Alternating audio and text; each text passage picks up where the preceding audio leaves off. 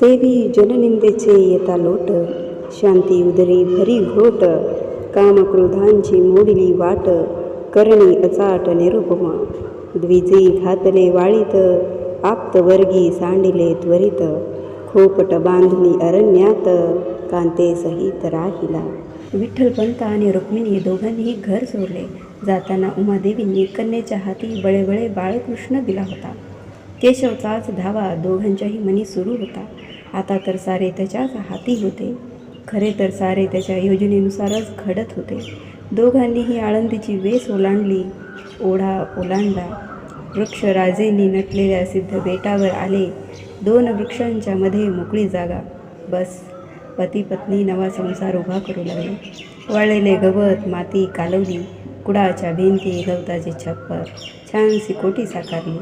कुटीसमोर सुंदर तुळशी वृंदावन, वेळूच्या कामट्यांचे कुंपण, गाय पाळायच्या इच्छेने छोटासा मातीचा गोटाही उभा केला. मातीची चूल, मातीची भांडी. कुटीच्या एका भागात काळा पाषाण ठेवला. रुक्मिणीने तो स्वच्छ धुतला होता. त्यासमोर तिने स्वस्तिक रेखले. श्रीराम कृष्ण प्रसन्न अशी अक्षरे काढली. स्वच्छ पाषाणावर बाळकृष्णाची मूर्ती स्थापन केली. विठ्ठलपंत आणि रुक्मिणी दोघांनीही त्याला फुले वाहिली.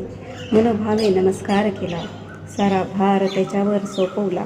एकमेकांकडे दृष्टिक्षेप टाकला. दोघांच्याही डोळ्यातून अश्रू वाहत होते. पक्षी जागे होण्याआधी उठावे. प्रातर्विधी उरकून कडुनिंबाच्या काटकीने दात घासत इंद्रायणी गाठावी. कोवळ्या बालकिरणांनी जगात प्रवेश करणाऱ्या सूर्यासमोर इंद्रायणीत शिरावे. उगवते सूर्यनारायणाला अर्घ्य द्यावे. स्नान मंत्र म्हणत स्नान उरकावे. पाठांतराचे संचित होते ते म्हणावे मी घरी यावे. येताना मातीच्या घागरीतून इंद्रायणीचे पाणी आणावे. घरी परतेपर्यंत रुक्मिणीने पूजेची तयारी करून ठेवलेली असे. मनोभावे पूजा करावी. नामस्मरण ध्यान करावे. नंतर काखेला भिक्षेची झोळी अडकवावी. आळंदीत जाऊन उपयोग नव्हताच. आजूबाजूच्या गावांमध्ये पायपीट करावी. धर्ममार्तंडांनी ग्रामण्य आणले, पण सामान्य माणसात माणूसपण होते. अतिथी देवो भव असं मानणारी आमची संस्कृती. सामान्य माणसात जी करुणा, जी क्षमाशीलता, जे दातृत्व दिसते तीच खरी संस्कृती. झोळीत कोरडा शिधा गोळा करावा. सिद्ध बेटी यावे. कधी सूर्य माथ्यावर आलेला असे तर कधी सूर्य माथ्यावरून कललेला असे. रुक्मिणीने सिधा रांधावा. दोघांनीही मनात श्रीकृष्ण स्मरण करत एक एक घास मुखी घालावा. पती पत्नी सरळ सात्विक. कोणाची गाय चुकून आली तिला घास घालावा. पाऊस पाण्यात आपल्या रिकाम्या गोठ्यात आसरा द्यावा. न बांधता जनावर देवासारखे उभे राहील. 1-2 दिवसांनी त्याचा मालक किंवा मालकीण शोधत येईल. त्यांना ते परत द्यावे. एक वासरू असेच दुपारच्या वेळी आले. गंगरलेली भेदरलेली नजर, आईपासून ताटातूट झालेली असावी. रुक्मिणीबाईंनी त्याच्या अंगावरून प्रेमाने हात फिरवला. त्याला स्वच्छ गार पाणी पाजले. रांधलेल्या अन्नातला घास मोठ्या मायेने भरवला. आजूबाजूला खूप हिरवगार गवत होते. वासरू त्या कुटीतच रमले. त्याला शोधत कोणी आले नाही. त्याला न्यायला कोणी आले नाही. त्या वासराची गाय तिथेच झाली. पावसाळ्याचे दिवस, हस्त नक्षत्र, आकाश ढगांनी व्यापल्यामुळे मावळतीची वेळ असूनही सारेच अंधारलेले. इंद्रायणी दुथडी भरून वाहत होती. पावसाने जोर धरला होता. तेवढ्यात एक मानवी आकृती, बहुधा स्त्रीची असावी, धावतच आली. मोठ्या शिळेवरून नदीच्या पात्रात स्वतःला झोकून दिले. विठ्ठलपंत निसर्गाचे ऐश्वर्य बघत मुखाने ईशस्मरण करत उभे होते. अचानक घडलेल्या घटनेने क्षणभर गोंधळून गेले. दुसऱ्या क्षणी त्यांनी धोतरवर खेचले. धावत जाऊन नदीत उडी मारली.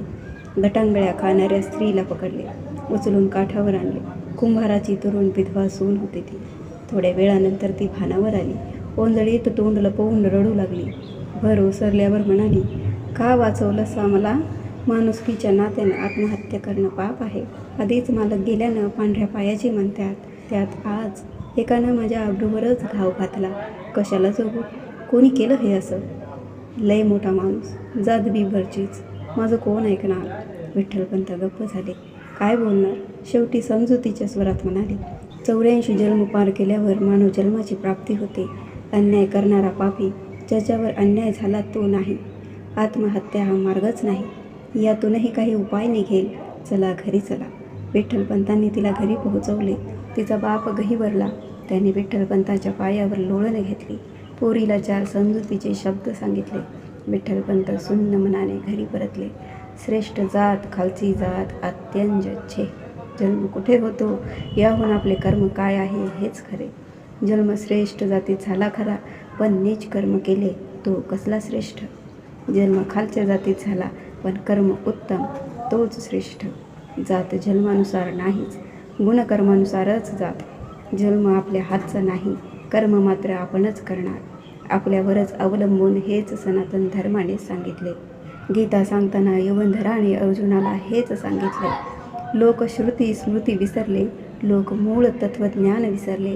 उरला तो फक्त उच्च जातीत जन्म झाल्याचा अभिमान. स्वार्थाने भरलेला व्यवहार. पाऊस थांबला होता. रुक्मिणी गाईला चारा घालत होती. अंधार पडला होता. कुटीतल्या बाळकृष्णासमोर दिवा लागला होता. विठ्ठलपंत हातपाय धुवून आत गेले. देवासमोर पद्मासन घालून बसले. सायं आराधना सुरू केली. दोघांच्या वागण्याने माणसे जोडली जात होती. ग्रामण्यातही सामान्य माणूस थोडा दबून लपून का होईना यांच्याजवळ येत होता. ईश्वराची ही जी सारी योजना होती ती आता फलद्रूप होण्याला आरंभ झाला होता. रुक्मिणी गरोदर होती. दिवस भरले होते. कुटीत आता 3 खोल्या होत्या. रुक्मिणीच्या वेदना वाढत होत्या. सुईनं तिला धीर देत होती. विठ्ठलपंत ईश्वरासमोर हात जोडून बसले होते. तेवढ्यात नवजात अर्भकाचे रुदन सुरू झाले. मुलगा झाला. डाव्या दंडावर त्रिशूळ आहे. विठ्ठलपंतांच्या नेत्रामधून आनंदाश्रू उघळले. बाळकृष्णासमोर त्यांनी लोटांगण घातले. सकाळची वेळ होती. सूर्यकिरण कुठेत शिरत होते. बालकाचे दर्शन घ्यायला तेही अधीर झाले होते. माघ वद्य प्रतिपदा शालिवाहन शके 1195. मुलाचे नाव ठेवले निवृत्ती. निवृत्ती बालपणापासूनच शांत. जन्मल्याची वार्ता म्हणून रुदन. एरवी आई दूध पाजून निजवत असे. कामे करताना मधूनच त्याच्याकडे धावत असे. हा इकडे तिकडे टकाटका बघत असे. विठ्ठलपंत स्तोत्रे म्हणताना वाटे हा मन लावून ऐकतोय. जवळपासच्या आयाबाया त्याला कौतुकाने कडेवर घेत आपल्या घरी घेऊन जात. सर्वांकडे जात असे. रडण्याचे नाव नाही. विठ्ठलपंतांना वाटायचे, कुठली जात, ही माणसे आपल्या जातीची नाहीत. किती प्रेम करतात याच्यावर. निवृत्तीच्या कोड कौतुकात 1.5 वर्ष लोटले.